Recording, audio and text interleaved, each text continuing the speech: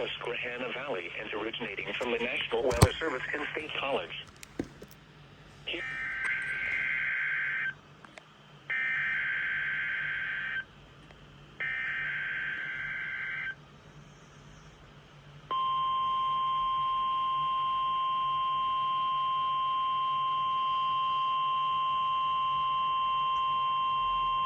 This is the National Weather Service Office in State College, Pennsylvania.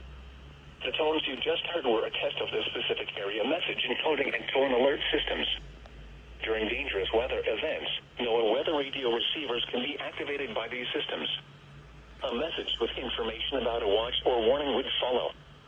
Tests of these systems are normally conducted by the National Weather Service between 11 a.m. and noon each Wednesday.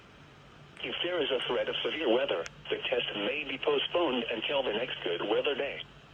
Repeating, this was a test of the specific area message encoding and tone alert systems.